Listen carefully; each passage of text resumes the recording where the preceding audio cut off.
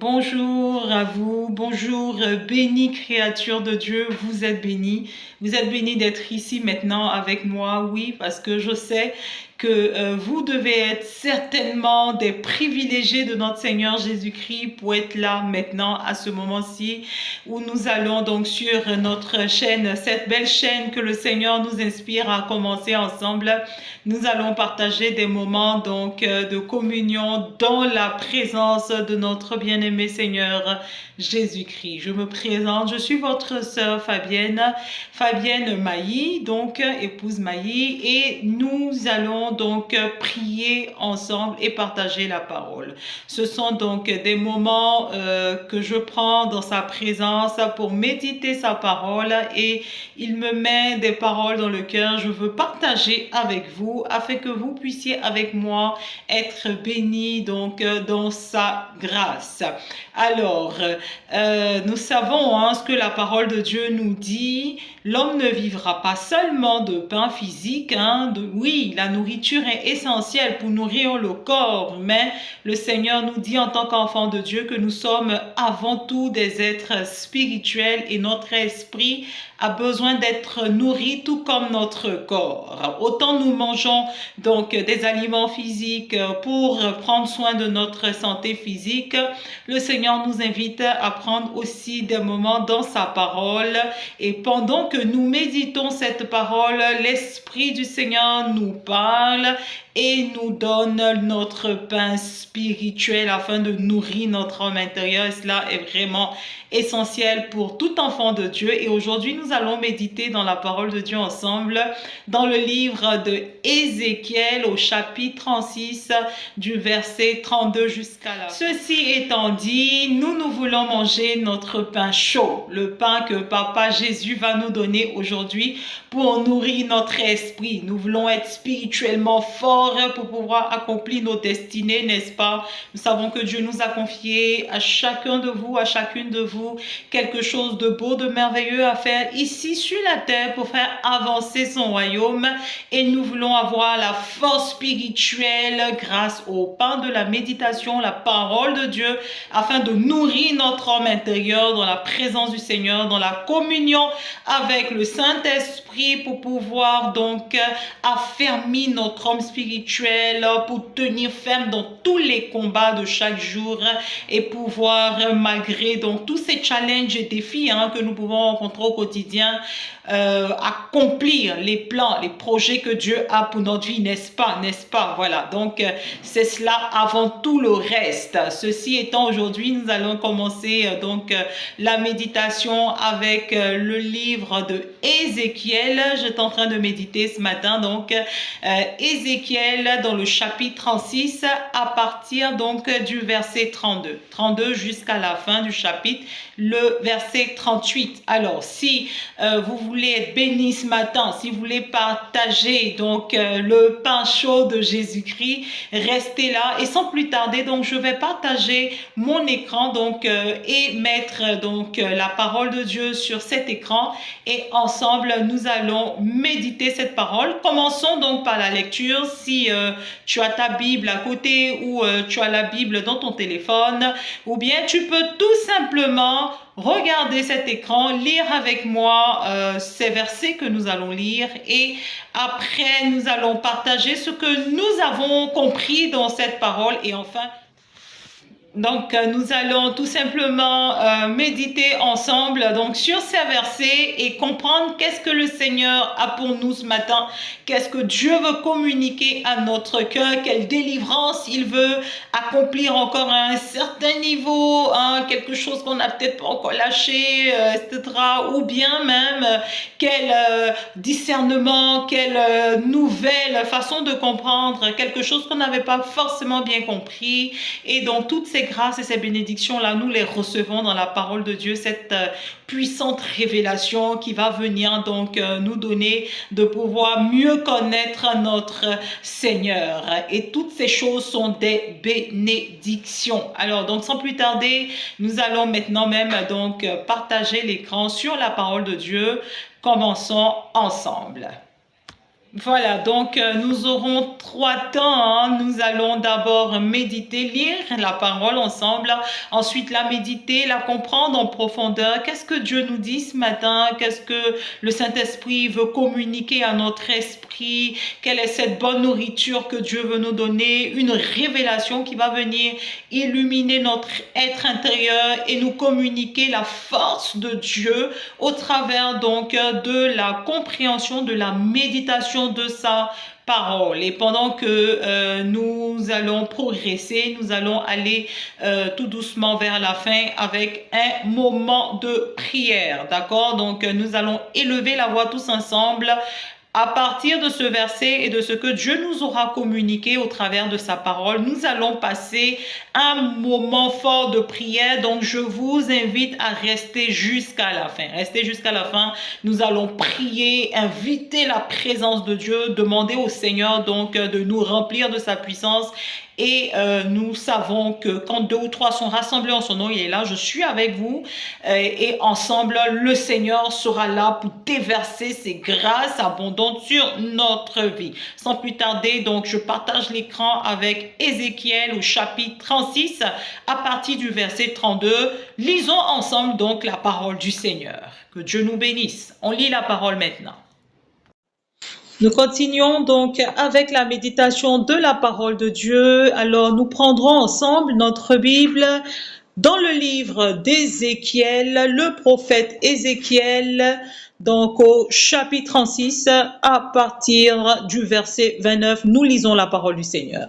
Je vous délivrerai de toutes vos souillures, j'appellerai le blé et je le multiplierai. Je ne vous enverrai plus la famine, je multiplierai le fruit des arbres et le produit des champs, afin que vous n'ayez plus d'opprobre de la famine parmi les nations. Alors vous vous souviendrez de votre conduite qui était mauvaise et de vos actions qui n'étaient pas bonnes. Vous vous prendrez vous-même en dégoût à cause de vos iniquités et de vos abominations. Au verset 32, ce n'est pas à cause de vous que j'agis de la sorte, dit le Seigneur, l'Éternel, sachez-le. Ayez honte et rougissez de votre conduite, maison d'Israël. Ainsi parle le Seigneur, l'Éternel, le jour où je vous purifierai de toutes vos iniquités, je peuplerai les villes et les ruines seront relevées. La terre dévastée sera cultivée tandis qu'elle était déserte aux yeux de tous les passants. Au verset 35, et l'on dira, cette terre dévastée est devenue comme un jardin d'Éden et ces villes ruinées, désertes, et abattues, sont fortifiées et habitées. Et les nations qui resteront autour de vous sauront que moi, l'Éternel, j'ai rebâti ce qui était abattu et planté ce qui était dévasté. Moi, l'Éternel, j'ai parlé et j'agirai.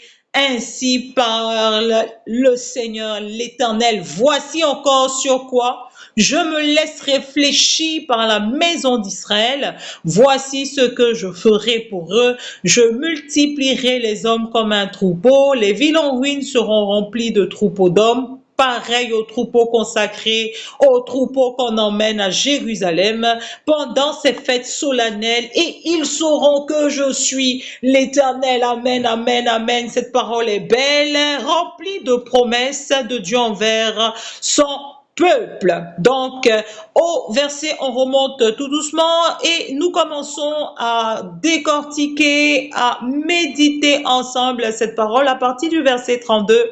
Le Seigneur dit, c'est parce que j'ai une alliance avec vous et que mon nom, moi l'Éternel, est invoqué sur vous et que tous les peuples savent que vous êtes mon peuple, que j'agirai pour vous et que je vous rétablirai. Alors, qu'est-ce que nous pouvons comprendre de ce verset 32? Pour ma part, voici ce à quoi je pense quand je lis donc ce verset, c'est que pour que Dieu décide d'agir pour toi, tu dois au préalable entrer dans son alliance avec Israël, alliance qu'il a tissée avec Abraham, alliance qu'il a élargie à tous les hommes, à tous les peuples, en Jésus-Christ de Nazareth. En Jésus-Christ de Nazareth. Alors, la première chose que Dieu fait dans sa démarche de restauration de son peuple, nous avons dit que le peuple de Dieu, c'est tous ceux qui sont entrés dans son alliance. Nous avons dit que cette alliance, elle a commencé donc avec Abraham, elle a continué avec Isaac, elle a été confirmée bien sûr avec Jacob. Quand Dieu a visité Jacob et qu'il a changé son nom, il a tissé, il a confirmé l'alliance qui était déjà donc avec son grand-père Abraham en changeant le nom de Jacob en Israël. Alliance qui s'est étendue depuis le peuple d'Israël à tous les hommes qui croient en Dieu par la foi en Jésus-Christ de Nazareth. En Abraham, cette alliance était restreinte à un seul peuple, le peuple d'Israël. Mais Dieu a dit, j'aime le monde, j'enverrai Jésus-Christ de Nazareth afin que tous ceux qui croiront en lui puissent eux aussi rentrer dans l'alliance que j'ai tissée avec Abraham, Isaac, Jacob, bien sûr donc l'alliance d'Israël. Une fois que nous rentrons dans cette alliance, une alliance qui a été déjà tissée, une alliance qui est déjà confirmée et qui continue d'agir en Dieu et son peuple, par la foi, comme j'ai dit, dans le nom de Jésus-Christ de Nazareth, alors Dieu dit, à cause de ce que nous sommes dans cette alliance qu'il reconnaît et qui est une alliance éternelle, nous savons que Dieu est fidèle et Dieu ne se repent pas de ses alliances, jamais, jamais. Dieu reste fidèle à toutes ses alliances qu'il tisse avec les hommes. Une fois donc que nous sommes entrés dans cette alliance, Dieu nous reconnaît pour son peuple. Il nous rend participants de tous les bénéfices qui sont rattachés à cette alliance. Ceux qui lisent la Bible le savent.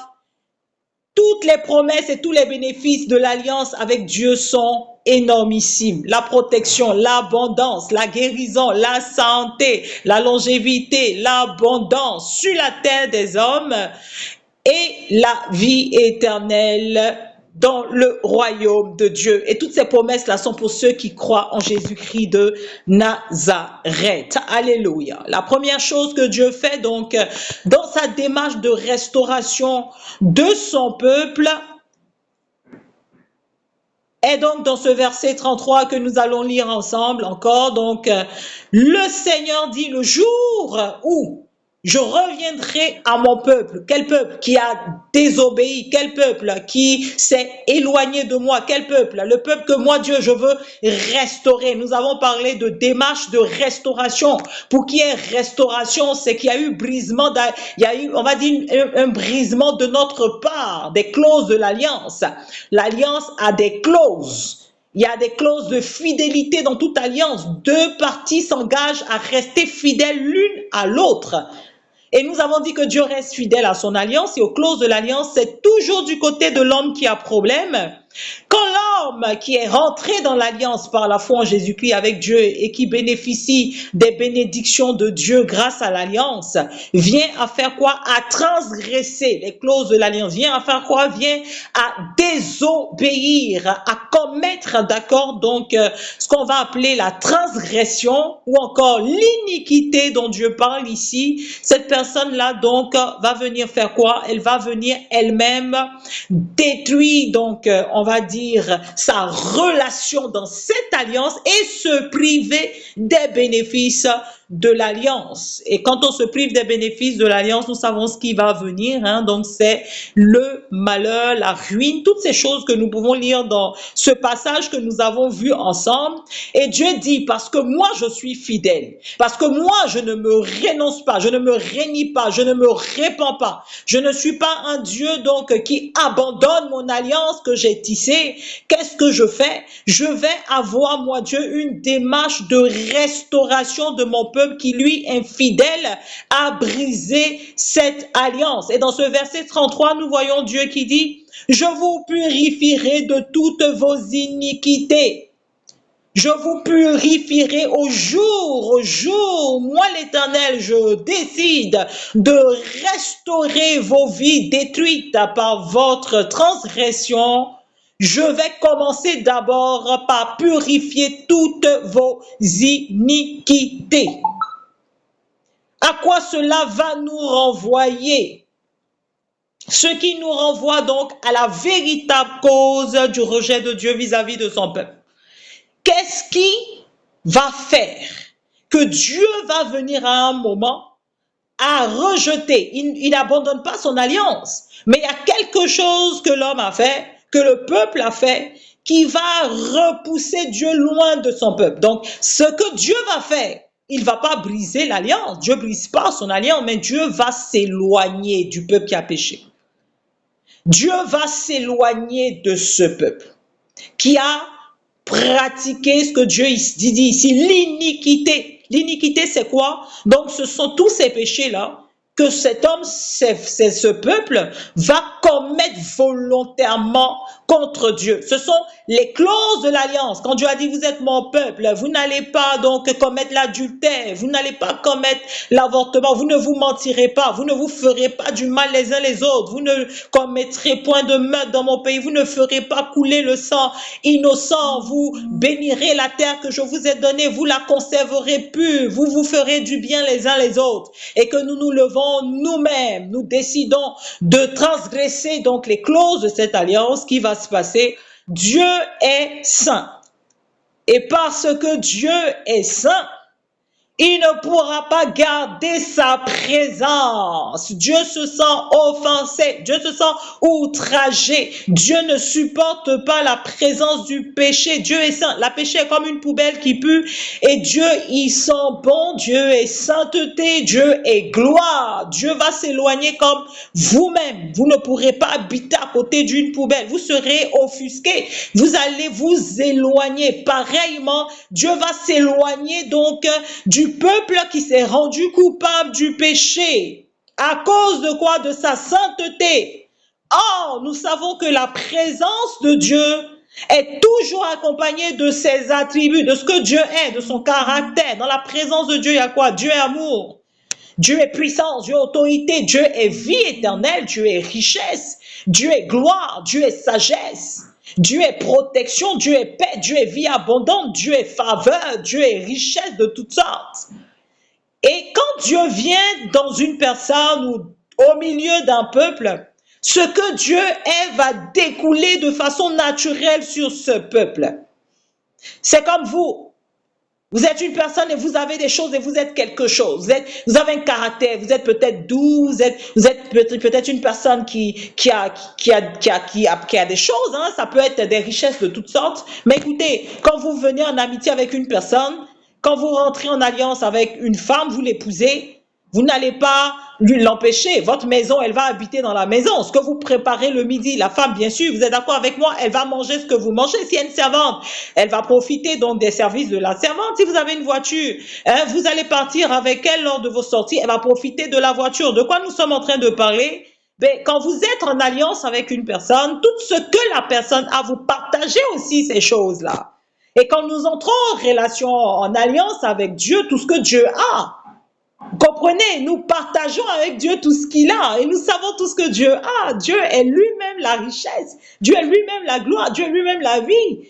Et nous allons partager donc la vie de Dieu, la gloire de Dieu, la richesse de Dieu, la faveur de Dieu, la paix de Dieu. Je vous donne ma paix, je vous laisse ma paix.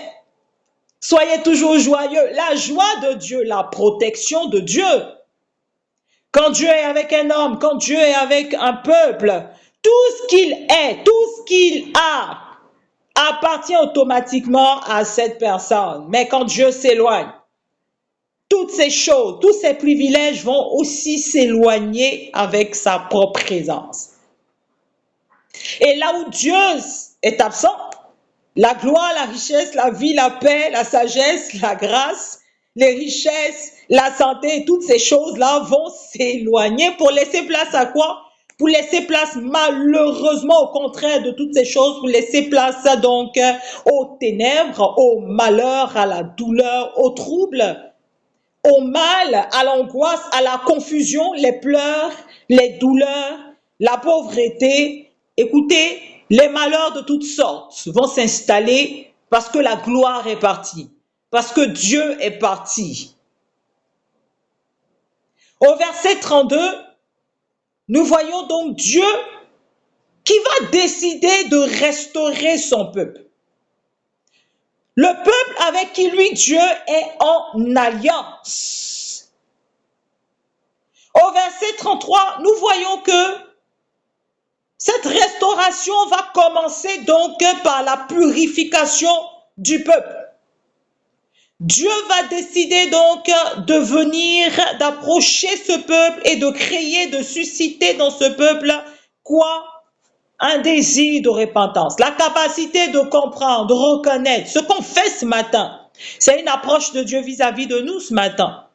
Dieu s'approche à partir de sa parole. Dieu te donne rendez-vous comme par une vidéo comme ce matin. Il t'interpelle, il s'arrête et il te dit, regarde, qu'est-ce que tu constates dans ta vie? Est-ce que tu constates la présence de Dieu avec tout ce qu'il est? Est-ce que tu constates ce matin dans ta vie qu'il y a une absence de Dieu? Il y a comme le vide, il y a comme le trouble, la confusion. Est-ce que tu constates qu'il y a des situations répétées de malheur, des choses qui, tu reconnais, ne peuvent venir de Dieu, le trouble, la confusion? Alors, le Seigneur va commencer par t'interpeller par un message comme ce matin pour te dire, il faut que tu règles la question fondamentale qui a causé ces choses.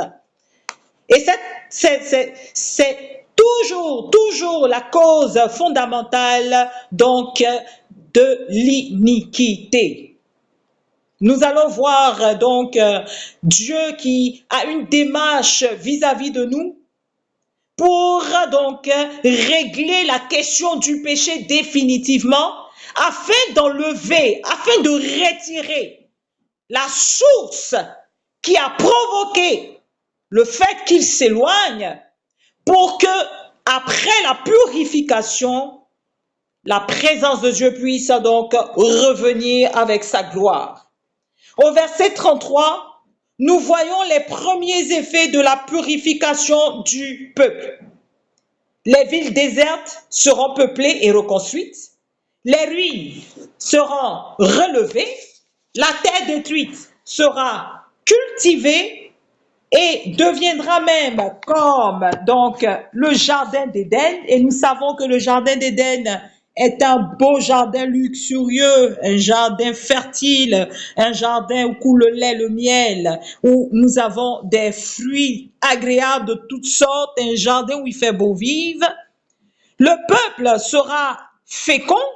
Dieu va ôter donc ce qui appauvrit, ce qui empêche donc la fertilité. La fertilité, c'est des entrailles, c'est des femmes qui deviennent fertiles. La fertilité, ce sont des terres qui deviennent fertiles. La fertilité, ce sont des activités, c'est une vie professionnelle, c'est une vie familiale, c'est une vie relationnelle qui devient une vie sociale, qui devient épanouie, fécond. La population va croître et augmenter en nombre, mais aussi en force et en vigueur, en santé et en gloire. Dieu lui-même va comparer donc cette population aux troupeaux qui viennent pendant les fêtes. Nous savons que ce n'est pas n'importe quel troupeau qui est choisi pour honorer les fêtes du Seigneur. Ce sont les bêtes grasses, donc ce sont les troupeaux vigoureux, des troupeaux qui sont gras, robustes, en bonne santé. Et Dieu promet donc de rendre ces hommes semblables à ces troupeaux qui donc sont sélectionnés pour leur force et leur santé, leur beauté, pour être apportés à la maison du Seigneur à Jérusalem pendant les fêtes du Seigneur. Alors donc nous progressons et nous voyons donc le Seigneur qui nous dit ici, bien sûr dans sa parole, que lui, Dieu, va faire quoi? Il va apposer son sceau, en jurant bien sûr par lui-même que moi l'Éternel j'ai parlé, et nous voyons cela au verset 37 ici, il dit, moi l'Éternel j'ai parlé et j'agirai. Dieu dit que la gloire, la restauration et les bénédictions qu'il déversera sur son peuple seront tellement abondantes que tous les autres peuples le verront. Qu'est-ce à dire? La chose ne peut être cachée. Quand Dieu revient au milieu de son peuple, la gloire qui vient avec la présence de Dieu apporte la gloire de Dieu. Et cette gloire vient avec l'abondance de Dieu. Dieu dit, quand je vais ramener sur mon peuple ma présence, je déverserai mon abondance, de sorte que la chose ne pourra plus être cachée. Ta voisine le verra, le quartier le verra, le peuple le verra, ta famille le verra, la nation le verra, les nations le verront, tes assemblées le verront. Pas parce que toi tu vas montrer, pas parce que toi tu vas vouloir faire des choses pour montrer, non, mais parce que Dieu dit, les peuples le verront, la gloire de Dieu ne peut pas rester cachée. La bénédiction sera tellement abondante, la santé va revenir, la beauté va revenir, le rafraîchissement va revenir, la guérison va revenir, la multiplication, les activités vont recommencer à prospérer. À telle enseigne que ceux qui t'avaient vu sans la présence de Dieu parce que tu étais dans l'iniquité, quand ils te reverront restauré par Dieu, parce que la présence de Dieu est revenue vivre avec toi, sauront que toi, quelque chose s'est passé. Quelque chose s'est passé. Cette femme n'est plus la même. Cet homme n'est plus le même. Je veux m'approcher pour savoir qu'est-ce qui se passe. Je vois la gloire de Dieu. Le soleil brille sur son visage. Elle est devenue radieuse. Sa peau brille. Son teint brille. Il y a quelque chose qui se passe. Et je vois, elle n'est plus malade, elle n'est plus faible. C'est la même femme, c'est la même femme. On dit, oui, c'est elle, c'est elle. Quelle leçon pour nous qui sommes en train de méditer cette parole? Quelle leçon pour nous? Alors, nous pouvons tirer de notre méditation de ce jour, donc en Ézéchiel au chapitre 36, à partir du verset donc 32 que nous avons lu tout à l'heure, nous pouvons donc jusqu'au verset 38, donc jusqu'à la fin de ce passage. Vous pourrez relire bien sûr après ce moment. Nous pouvons donc tirer de notre méditation de ce matin, le premier point, moi, qui me parle, c'est que Dieu est bon et Dieu est fidèle. Nous avons pour Dieu, le Dieu d'Israël, un Dieu qui reste fidèle à son alliance. Nous, notre part, est d'entrer dans cette alliance. Et cela m'amène à la question pour toi qui m'écoutes. Est-ce que tu as tissé une alliance avec Dieu? Est-ce que tu es rentré dans l'alliance de Dieu? Il n'y a pas multiples alliances. Dieu a une seule alliance. Dieu a une seule alliance avec tous les hommes. Et cette alliance, elle est quoi? Elle est en Jésus-Christ de Nazareth. Car Dieu a tant aimé le monde. Jean 3, verset 16. Jean 3, verset 16. Car Dieu a tant aimé le monde qu'il a donné Jésus-Christ de Nazareth aux hommes. Afin que quiconque c'est toi, c'est moi, c'est le grand, c'est le petit, c'est le faible, c'est le pauvre, c'est le riche, c'est le blanc, c'est le noir, c'est le jaune. Quiconque croit en lui, en Jésus-Christ, ne périsse pas, ne soit pas privé de la présence de Dieu. Nous avons dit Dieu est la vie éternelle et son absence est la mort. Donc ne périsse pas, mais puisse entrer dans cette alliance avec Dieu et recevoir la présence de Dieu, la vie éternelle. Qui ne périsse pas, mais qu'il ait la vie éternelle. Et cette vie éternelle que nous recevons de Dieu est dans son alliance qu'il a tissée avec toi et moi et tous les hommes en Jésus-Christ de Nazareth. Je précise, dans la foi, afin que quiconque croit en Jésus-Christ de Nazareth ne périsse pas, mais reçoivent la présence de Dieu, connaissent Dieu, entrent dans la présence de Dieu. La présence de Dieu, c'est la vie éternelle. Cette question t'est posée.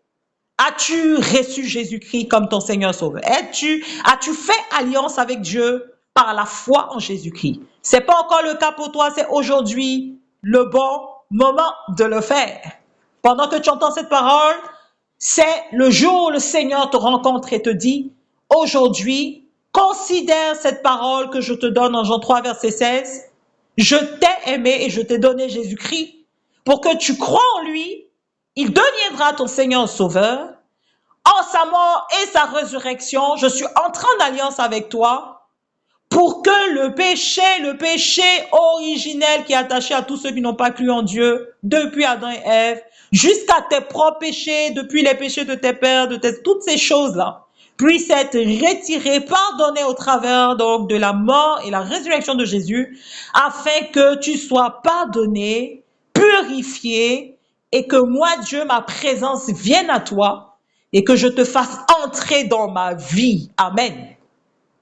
C'est pas beau cela, c'est merveilleux. Si tu as reçu Jésus-Christ de Nazareth et que tu vois, toi, que dans ta vie, tu ne vois pas les promesses de Dieu, Dieu t'interpelle et te dit, considère cette parole. Moi, Dieu, je suis fidèle. L'alliance que tu as tissée avec moi en recevant Jésus-Christ, elle reste d'actualité aujourd'hui, demain, éternellement. Je ne me repens pas de mon alliance. Je suis un Dieu fidèle. Et bon, toi, tu fais la démarche de revenir à moi aujourd'hui. Et je vais restaurer ma présence dans ta vie. Et ma gloire reviendra sur toi. Amen, alléluia, gloire à Dieu. La deuxième chose que donc je vais tirer donc de ce passage, pour ma part, c'est que Dieu ne rejette pas à toujours son peuple qui est infidèle à lui.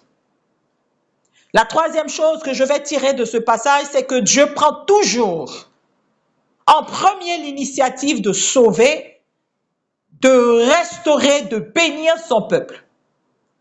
C'est toujours Dieu qui va prendre sur lui l'initiative. Vous voyez, l'homme avait chuté, s'était éloigné de Dieu depuis le péché d'Adam et Ève, et l'homme vivait dans l'iniquité loin de Dieu. Dans tout ce que vous savez, les maladies, les malheurs, les épidémies. Et c'est Dieu qui va prendre en premier encore l'initiative de dire, j'ai compassion de ce peuple qui souffre, je lui envoie mon fils, je lui envoie Jésus-Christ de Nazareth, mourir pour lui, parce que l'homme ne peut pas se sauver par lui-même. Il s'est trop enfoncé, il s'est trop éloigné de nous. Il nous faut envoyer l'agneau parfait pour prendre le péché sur lui, afin que nous puissions rétablir l'homme, nous réconcilier avec l'homme, redonner à l'homme ce qu'il a perdu, son héritage d'enfant de Dieu, dans la présence de Dieu. Et cet héritage, c'est la vie éternelle. Et dans la vie, il y a tout, l'abondance et la gloire. Toujours Dieu prend en premier l'initiative de sauver, de restaurer, de bénir celui qui s'est éloigné de lui. Le peuple, l'homme qui s'est égaré. La quatrième chose que moi je tire de ce passage, c'est que le problème n'est jamais du côté de Dieu. La cause d'une déchéance, d'un malheur, d'une douleur que tu peux constater dans ta vie, dans la vie de quelqu'un autour de toi, n'est jamais Dieu qui est le fautif. La cause ne vient jamais du côté de Dieu. La cause vient toujours du côté du peuple, de la personne. C'est toujours l'homme qui pêche contre Dieu. C'est toujours l'homme qui décide de désobéir. La souffrance d'un peuple est toujours due à la désobéissance de ce peuple.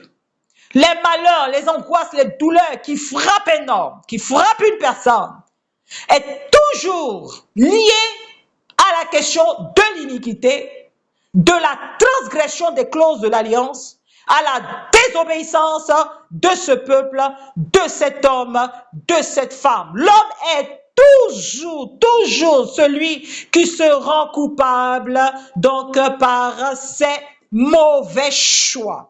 Et les mauvais choix que nous décidons de faire, malheureusement, vont attirer donc toutes sortes de malheurs. Nous pouvons, heureusement, parce que Dieu reste fidèle, nous l'avons vu dans la parabole du fils prodigue, qui avait péché contre son Dieu, qui avait péché contre son père et qui était allé, c'était son père, mais nous savons qu'ici, cette image ramenait à l'homme et Dieu. Le fils prodigue, c'est toi, c'est moi, c'est quiconque, d'accord? Peut-être pas toi, peut-être pas moi, parce qu'on n'a pas transgressé aujourd'hui, mais c'est quiconque a transgressé les lois de Dieu et qui va donc aller vivre dans la débauche. La Bible nous montre comment ce fils prodigue s'est éloigné et vivait dans toutes sortes de mal. Et qu'est-ce qu'on va voir la fidélité du Père. La fidélité et la bonté du Père, de Dieu, qui a toujours les bras ouverts, prêt à accueillir, à t'accueillir, à m'accueillir. Si nous voyons dans notre vie des situations difficiles se répéter, il faut s'arrêter. Il faut faire attention. Ces situations nous parlent, c'est un message. Il y a quelque chose qui ne va pas. Tu peux vivre une situation sporadique, momentanée, ça peut arriver, à tout homme ça peut arriver à un moment, c'est une attaque, c'est une oppression de l'ennemi, tu vas te faire aider avec des frères dans la foi, prier et ça va s'arrêter. L'ennemi est venu t'attaquer, Jésus-Christ lui-même nous l'a dit, Pierre, le diable t'a réclamé pour te cribler, mais moi j'ai prié pour toi. Si tu constates une situation donc spontanée, d'accord, une affliction quelconque qui vient contre toi, il faut t'arrêter, il faut prendre le temps d'analyser. Est-ce une attaque de l'ennemi qui te réclame pour te cribler? Fais-toi aider comme Jésus a aidé Pierre pour prier. Il dit, je prierai pour toi, afin que ta foi ne défaille point. Je prierai pour toi, afin que le Père vienne à ton secours et que tu ne te perdes point. Amen. Quand c'est une attaque de l'ennemi, il faut donc te faire aider par d'autres personnes et prier avec la prière fervente du juste. Cette situation va être retirée. Dieu va vaincre cette oppression et te rétablir. Amen. Mais attention, tu constates des maladies répétées, des infirmités qui continuent, qui durent. Tu constates des divorces répétés, un premier mariage, un deuxième mariage, un troisième mariage, des échecs. Tu entreprends une première fois, ça échoue, une deuxième fois, une quatrième fois, ça échoue. Tu finis le budget, le fonds de commerce que tu avais, tout disparaît. Tu constates que les enfants tombent malades à répétition, le foyer, les palabres ne finissent pas. C'est toi qui es victime de rejet, partout tu vas, on te rejette. Tu as comme une opprobre, une honte qui te poursuit partout. Tu es humilié par tous les hommes, tu ne comprends pas ta vie. Il n'y a que des malheurs et des malheurs. Il y a la douleur, il y a l'angoisse, il y a le trouble, des cauchemars, tout le temps, cauchemar. Tu es oppressé, tu as des palpitations, des maladies qui reviennent, qui persistent, qui ne s'arrêtent pas, des va-et-vient à l'hôpital. L'argent est gaspillé dans des choses, tu constates. C'est comme si quand tu touches l'argent, ça ne doit pas rester avec toi. Tu n'es pas capable d'économiser, tu n'es pas capable de prendre un terrain, bâtir une maison, ou même peu importe, de faire des investissements qui te profitent à toi, à ta maison, à la communauté, mais tout est dilapidé. Il faut t'arrêter et prendre donc le temps de te calmer et de réfléchir sérieusement. Ça ne peut plus continuer. Ça ne peut plus continuer. Il faut que ça s'arrête. Je suis né et pour vivre la gloire de Dieu. Et non, ces choses que je vois, je décide de m'arrêter. On va s'arrêter. Et nous allons donc nous calmer. Tu vas te calmer et prendre un temps. Ça peut être une retraite. Tu vas dans un endroit de retraite. Ça peut être dans ta propre chambre, d'accord? Tu vas décider de prendre une journée entière. Tu peux prendre toute la journée du samedi, d'accord? Tu ne vas pas au travail, tu fermes la porte, tu dis à tes bien-aimés, aujourd'hui, je vais prendre un temps de jeûne, de prière avec Dieu. Tu n'es pas obligé d'aller au-delà, c'est secret. Tu vas dans ta chambre, tu prends toute la journée, tu t'enfermes et tu vas prendre un cahier, un stylo, tu vas réfléchir à ta vie. Sérieusement, calmement. Qu'est-ce que j'ai fait? Où je suis tombé? Quelles sont mes voies? Comment je vis? Où est-ce que je transgresse les clauses de l'alliance? Qu'est-ce que je fais qui est contraire à la parole de Dieu? Où est-ce que je suis sorti de la volonté de Dieu? Où est-ce que j'ai désobéi contre les lois de Dieu? Et tu vas commencer à noter. Tu vas prier. Tu vas dire, Éternel, aide-moi. Saint-Esprit, aide-moi à voir ce que je fais. La chose va commencer à se présenter devant toi, tu vas noter. Ça peut venir doucement. Tu vas peut-être noter. Oui, j'ai menti ici la dernière fois et je continue de le faire. J'ai caché cette vérité, attends, je lui dois de la vérité. J'ai méprisé, j'ai fait ça et ça a blessé la personne, je ne lui ai pas demandé pardon. Il y a telle autre personne, je sais, j'ai pris l'argent, je dois et je peux rembourser tout doucement et ça va finir, mais je décide de le laisser sans son argent et voilà ce que ça fait. Hein? Je vis dans ça, je fais ça, au travail, voilà. Est-ce que je respecte mes patrons? Dans ma vie avec mes parents, ma famille, est-ce que je suis un modèle? Est-ce que j'honore Dieu en étant dans ma vie un modèle? Est-ce que je suis pas une cause de scandale? Est-ce que je ne vis pas dans les disputes? Est-ce que je pardonne à tous les hommes? Est-ce que j'ai pardonné ce que tel m'avait fait la dernière fois? Et tu vas commencer à noter, oui, voilà, c'est vrai, je n'ai pas demandé pardon. Oui, c'est vrai, la personne en a fait comme ça, on ne sait pas, mais je sais qu'il y a encore de la rancœur dans le cœur. Il faut que je reparte encore demander pardon. Oui, il faut que je restitue ce bien à tel. J'ai gardé et c'est sa chose, je garde, je vais restituer. Oui, je vais parler à telle personne avec qui je parle pas. C'est parce que Dieu m'a dit d'aimer mes ennemis, de les bénir et de prier pour eux. On va noter, ça va remplir un cahier, peu importe, une page, juste 2 phrases, mais nous allons noter. Car toutes ces choses-là éloignent la présence de Dieu. Nous allons ressentir dans notre cœur la douleur que nous faisons subir à Dieu quand nous pratiquons ces choses et que nous l'offensons et que nous-mêmes avons chassé la présence de Dieu loin de nous. Et qu'à cause de notre mauvaise façon de vivre, nous avons éloigné la gloire de Dieu, nous nous sommes privés de ses bénédictions. Et pendant que nous ressentons ces choses dans les larmes, à genoux, nous allons commencer à demander pardon à Dieu. Nous allons citer ces choses une par une. Éternel, je te demande pardon au nom de Jésus-Christ. Je reconnais que j'ai menti à un tel. Je reconnais que la dernière fois, je me suis mise en colère. Je reconnais que je vis dans les disputes. Je reconnais que je ne pardonne pas. J'ai pas encore pardonné à ma mère, à mon père, à cet homme qui m'a blessé. Seigneur, je te demande pardon. Je prends pas bien soin de ma maison. Je ne prends pas bien soin de mes enfants. Je suis égoïste. Je vis pour moi-même. Je ne partage pas avec les autres. Seigneur, je te demande pardon. Je ne rends pas les crédits que je prends. J'ai volé la dernière fois au travail. J'ai changé les documents. J'ai pris ça. J'ai fait ça. Seigneur, je vis pas bien. Je vis dans la débauche. Je trompe ma femme. J'ai une maîtresse dehors. Voilà, je dilapide l'argent dans l'alcool. Alors que ma famille, je ne prends pas bien soin de. Tu vas te repentir. Tu vas demander pardon à Dieu pour ce que tu vas voir et que tu sais. Et pendant que tu es dans ce moment de repentance, tu vas dire, Seigneur, aide-moi. Je te demande pardon. Je décide d'abandonner ces choses qui sont à tes yeux l'iniquité qui a attiré sur ma vie tous ces malheurs. Je te demande sincèrement pardon. Oh Dieu, pardonne-moi. Oh Dieu, aide-moi. Je décide d'abandonner. Au sortir d'ici, je vais appeler tel, je vais restituer tel, je vais faire ça. Au sortir d'ici, je prends la décision de changer de vie, de mettre de l'ordre dans ma vie, de revenir dans ton alliance que moi j'ai brisée.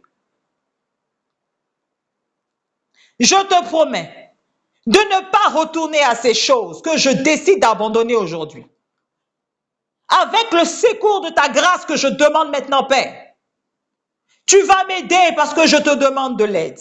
Tu vas m'aider à changer complètement de vie. Parce que je veux faire la paix avec toi aujourd'hui, ô Éternel mon Dieu.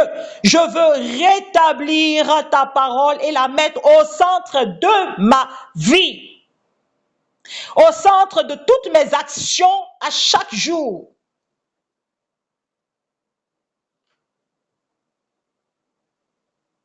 Car je sais que j'ai tissé une alliance avec toi le jour où j'ai accepté Jésus-Christ comme mon Seigneur, mon Sauveur. Et que cette alliance, toi Dieu, dans ta fidélité, tu ne l'as pas brisée. Tu es resté fidèle, mais que c'est moi. C'est moi qui me suis rendu coupable contre toi. C'est moi qui me suis détourné, qui ai permis que ta présence s'éloigne de moi. Je reviens à toi aujourd'hui par la repentance. Et pendant que tu continues dans cette prière, tu vas commencer, toi qui es en alliance avec Jésus-Christ, sache que à chaque fois que tu te repens, Tu demandes le sang de Jésus-Christ. La Bible dit, le jour où il fut livré, Jésus-Christ dans la chambre haute, partagea le repas avec les disciples. Il prit le pain et rendit grâce, il le rompit, partagea à ses disciples, mangez-en tout, ceci est mon corps, brisé pour vous.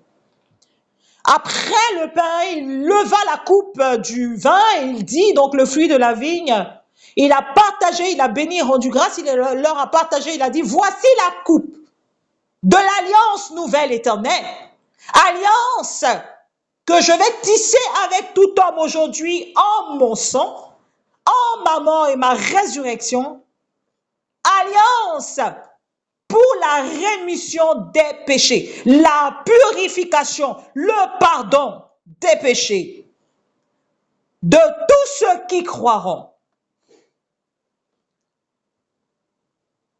Le sang de Jésus-Christ a été répandu à la croix parce que c'était le seul sang pur. La Bible dit Jésus-Christ n'a jamais péché, tous le reconnaissent. Il est né d'une vierge qui elle-même n'avait pas connu d'homme, c'est un miracle. Elle est née quand l'Esprit de Dieu, de sa présence glorieuse, a couvert la femme qui était vierge. Et Jésus a été conçu par la puissance du Saint-Esprit. Lui-même, il est né, il n'a jamais commis de péché, il est resté saint en toutes choses. Et son sang était pur. Il fallait un sang pur pour purifier le coupable. Tu peux pas prendre de l'eau sale pour laver un vêtement sale, c'est pas possible. Il fallait de l'eau propre pour laver le vêtement sale. Le sang de Jésus est cette eau propre qui pouvait laver les vêtements souillés à cause du péché. Nous, nos vêtements sont souillés à cause de l'iniquité. Jésus-Christ, en laissant son sang couler, nous a donné un accès à la purification de nos péchés, à la rémission de nos péchés, afin que nous puissions nous approcher de Dieu. Nous avons dit Dieu est saint. Tu ne peux pas t'approcher de Dieu avec un vêtement souillé. Dieu lui-même ne s'approchera pas de toi avec le vêtement souillé du péché. Il faut que la tache soit lavée. Il faut que le péché soit ôté. Et c'est le sang de Jésus-Christ seul. Voici pourquoi nous le disons et nous l'affirmons.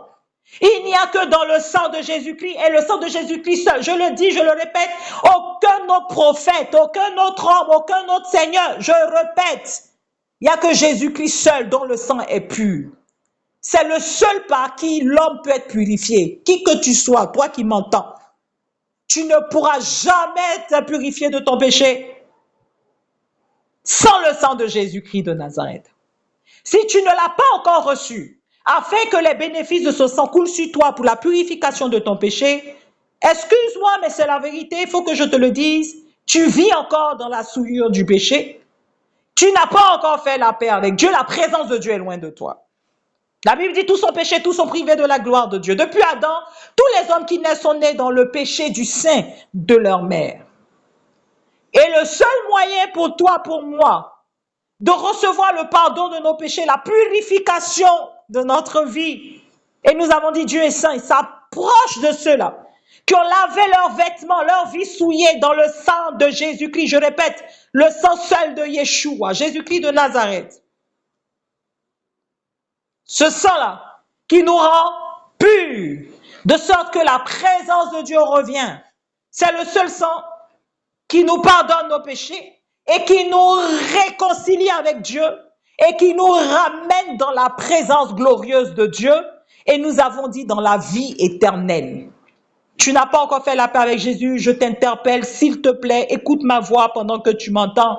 Arrête-toi maintenant et fais cette prière avec moi. Éternel, je te bénis car j'entends ces choses. Je comprends aujourd'hui que c'est vrai, il n'y a que le sang de Jésus. De toutes les générations, aucun homme à part Jésus-Christ a vécu sur la terre ici en étant saint en toutes choses. Il n'a jamais été coupable d'aucun péché. Son sang est pur. Je veux moi aussi recevoir ta présence et je te demande maintenant de m'accorder la grâce de recevoir Jésus-Christ comme mon Seigneur Sauveur. Je veux aujourd'hui que le sang de Jésus me lave. Je veux aujourd'hui que le sang de Jésus me purifie de mon iniquité, de mon péché. Je veux aujourd'hui faire la paix, me réconcilier avec toi, Dieu, au travers de la mort et la résurrection de Jésus-Christ de Nazareth. Je veux devenir participant de ton héritage. Je veux recevoir ta vie éternelle. Amen. Demandons encore à nouveau le sang de Yeshua pour ceux qui se sont éloignés. Et le sang de Jésus-Christ, la Bible dit, nous purifiera à nouveau et nous ramènera donc dans la présence de Dieu.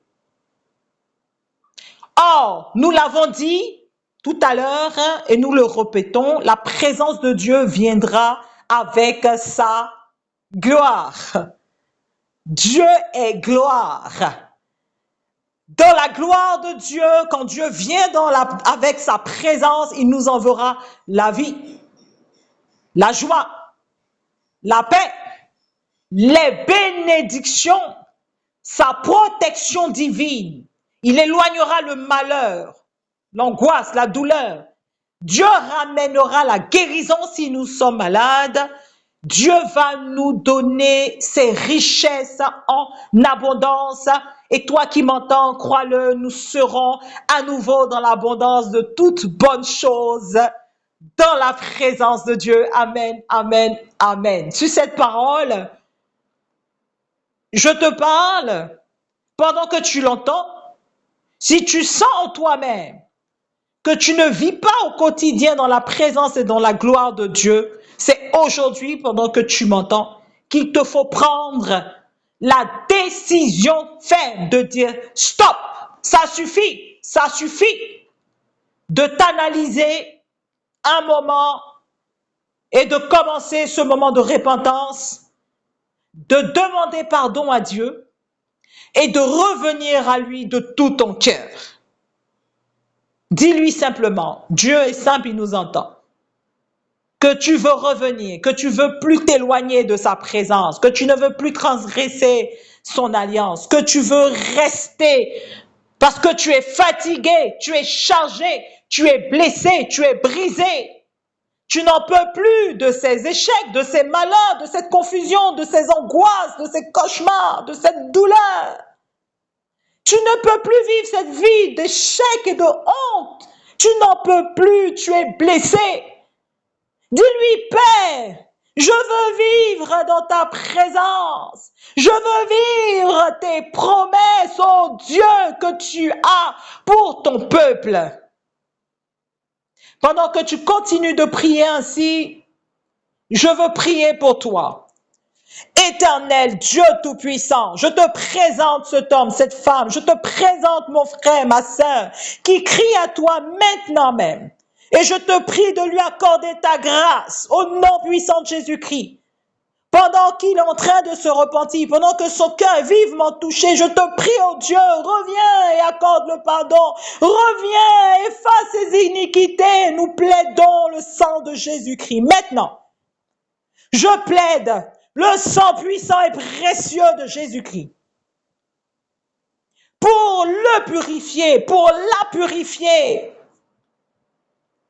Relève-le, oh Dieu, relève-la d'où il est tombé, d'où elle est tombée et accorde-lui la force de se séparer de ce dont il s'est rendu coupable, de ce qu'elle a fait qui l'a éloigné de ta présence. Je prie maintenant au nom puissant de Jésus-Christ de Nazareth. Oh Dieu, je te prie, reviens, ramène ta présence, brise toute forme de joug. Brise toute forme d'opposition satanique et démoniaque qui empêche cet homme de revenir à toi. Éternel, ramène ta gloire. Éternel, reviens demeurer avec lui, avec elle. Reviens, Père. Reviens, Dieu Tout-Puissant, au milieu de ton peuple. Nous avons soif de ta présence, oh Dieu. Ta présence nous suffit. Ta présence est glorieuse. Éternel, oh Dieu, qui a créé les cieux et la terre. Nous te prions maintenant.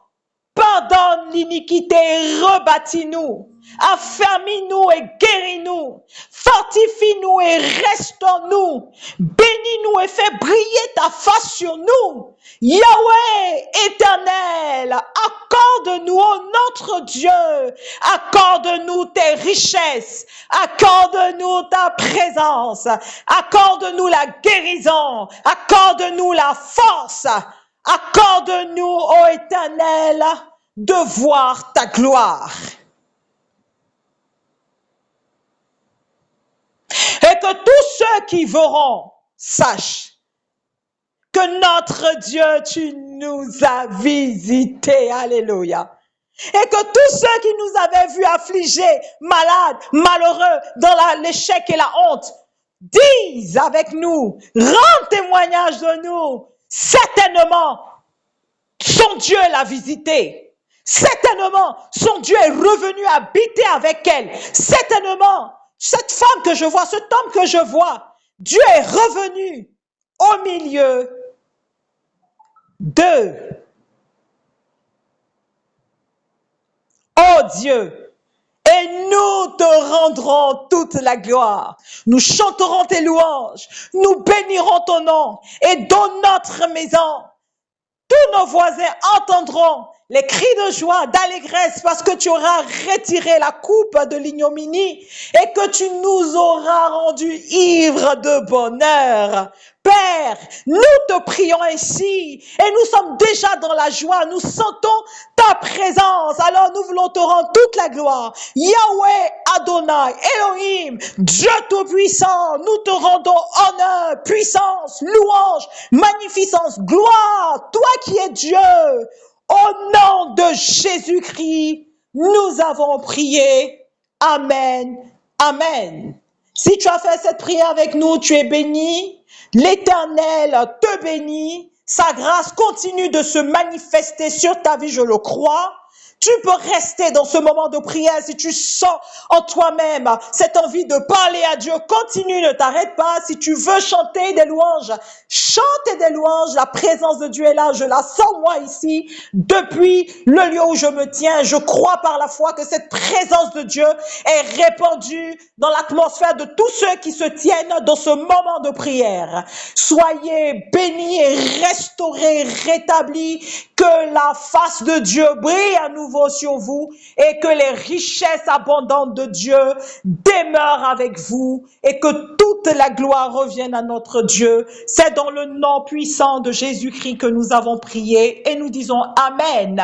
Alors vous pouvez donc vous abonner à la chaîne, vous pouvez partager avec une personne que vous savez qui passe par des moments difficiles afin que cette personne aussi puisse entendre cette bonne nouvelle que nous avons entendue aujourd'hui et savoir que Dieu est resté fidèle à cette personne et qu'elle peut revenir à lui et revivre la présence de Dieu avec la gloire qui accompagne sa présence. Partage à une personne, bénis quelqu'un dans ton entourage et Dieu te bénira parce que tu auras servi à la gloire de Dieu, à partager sa parole autour de toi. Nous te disons donc à très vite dans un autre moment de méditation. Ensemble, nous méditerons un autre verset et nous allons prendre des moments dans la prière.